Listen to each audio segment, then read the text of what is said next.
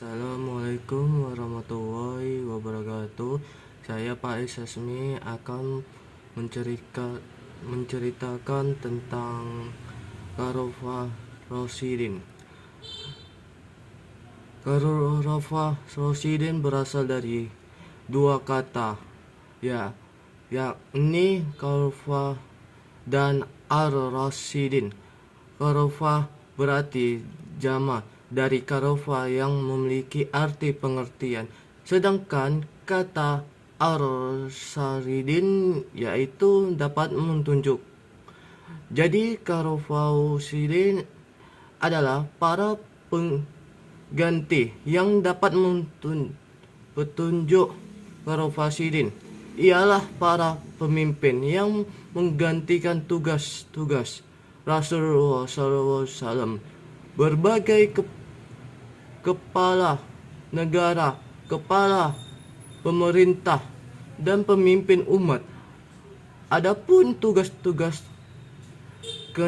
biasanya tidak bisa digantikan. Allah Subhanahu wa taala berfirman dalam Al-Qur'an surat Al-Hajj ayat 40. Bismillahirrahmanirrahim. Maka Muhammad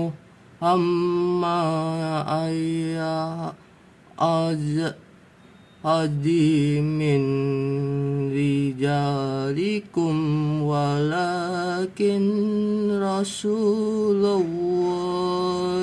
wajah tamat wa kana Allahu bikulli syai'in alim.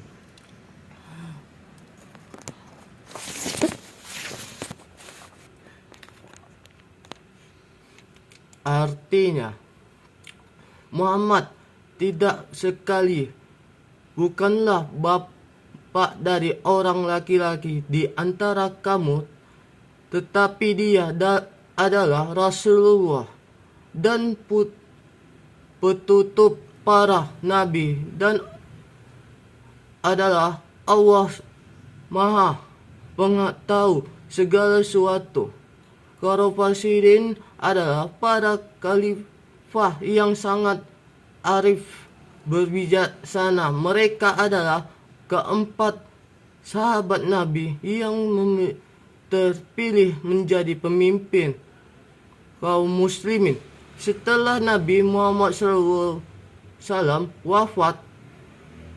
Imam As-Sudi 2015 telah menguraikan sejarah lengkap tentang para khalifah serta membangunnya dari beberapa masa. Salah satu masa di antara adalah masa kekhalifahan Khalifah Rasyidin. 1. Abu Bakar As-Siddiq 11 sampai 13 Masehi atau 632 sampai 634 Masehi. Nama asli adalah Abdul Ka'bah. Kemudian Rasul menggantikan dengan nama Abdullah. Lengkapnya Abdullah bin Abi Quhafah At-Tamimi, terlahir dari pasangan Utsman Abu Qurafah bin Amir dan Ummah Khaifar Salam binti Kas yang berasal dari suku Taim, suku yang terlahirkan tokoh terhormat. Sejak kecil beliau terkenal dengan sifat yang lemah lembut, jujur, dan sabar, sehingga di saat usia menginjak remaja, beliau telah bersahabat dengan Rasulullah SAW. Ia terkenal dengan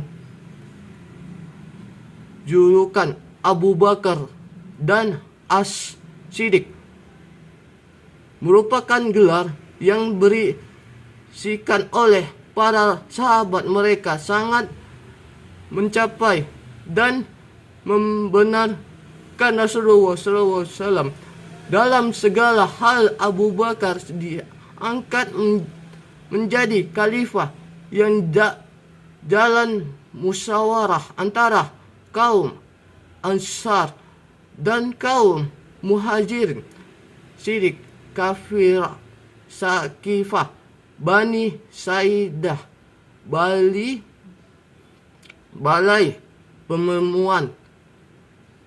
pertemuan di kota Madinah. Dalam masa pemimpin Khalifah Abu Bakar telah mencapai usia dan prestasi yang sangat luar biasa. Umar bin Khattab 13 sampai 23 Masehi atau 634 sampai 644 Masehi. Usia Umar lebih muda 13 tahun dari Nabi Muhammad. Sejak usia Nabi kecil, ia sudah dikenal dengan sifat pemberani dan cerdas, tidak pernah takut menyatakan kebenaran di hadap siapapun. Jadi tidak heran saat Umar bin Khattab meneluk Islam.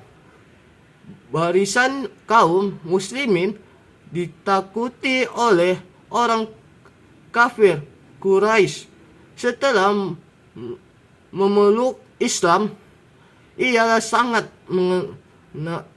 menentang Islam. Namun telah masuk Islam, ia sangat berani menghadapi musuh-musuh Islam. Terkenallah ia dalam Sing Padang Pasir yang amat disegani karena pribadinya yang tegas dan sangat kuat dalam memperjuangkan kebenaran masyarakat, memberinya gelar Al-Faruq. Yakin dengan tegas membedakan mana yang benar dan salah. Pada masa pemerintah wilayah Islam semakin luas sampai ke Mesir, Irak, Sam, dan negeri Persia lain. Umar lah yang pertama kali membentuk banda sehakim dan menyempurnakan pemerintah, juga meneruskan usia Abu Bakar dalam membuka Al-Quran. Beliau wafat pada usia 63 tahun, memberita selama 10 tahun 6 bulan. Ia wafat oleh tikaman pedang Abu Luhurah, orang budak memiliki Al-Muharrah bin Syukurbah saat sholat subuh. Utsman bin Affan adalah seorang saudagar kaya raya dan seorang penulis wahyu yang terkenal. Usia 5 tahun lebih muda dari Nabi Muhammad, Utsman dikenal sebagai orang yang pendiam dan berbudi pekerti, yang terpuji, yang banyak melakukan amal kebaikan sehingga ia dapat gelar Gayun Syakir, yakni orang kaya yang banyak bersyukur kepada Allah Subhanahu wa taala, sekalipun ia sebagai orang yang kaya raya maupun ia tak segan untuk ikut berperang dan tidak pernah menjaga jarak dengan masyarakat kelas bawah kerana banyaknya kebaikan yang telah dilakukan, maka ia dinikahkan dengan putri Nabi Muhammad, yakni Yuqarah.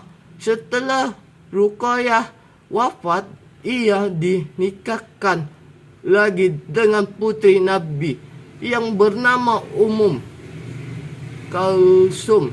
Oleh kerana itu, ia diberikan julukan Jun Rurai yang memiliki dua cahaya. Jasa-jasa Utsman bin Affan di antara menyalikan dan membukakan Al-Quran menjadi beberapa naskah, dan beliau menetapkan pelafalan bacaan Al-Quran menjadi seragam dan serentak, tidak ada perbedaan. Dikerana kaya besarnya sangat bermanfaat bagi umat Islam, maka wafatnya tersebut di manakah Musfat Utsmani sebagai penghargaan atas jasa beliau. Selain itu, beliau juga membentukkan angkatan laut, memperluas wilayah Islam, mereformasi Masjid Nabawi, dan masih banyak yang lain. Ali bin Abi Thalib 36 sampai 41 Masehi atau 656 sampai 661 Masehi. Beliau dilahirkan di kota Mekah pada tanggal 12 Rajab tahun ke-30 setelah kelahiran Nabi Muhammad. Ibunya bernama Fatimah binti Asad. Ibunya memberi nama Al-Hajarah yang berarti saat singa. Kemudian ayahnya menggantinya dengan sebutan Ali.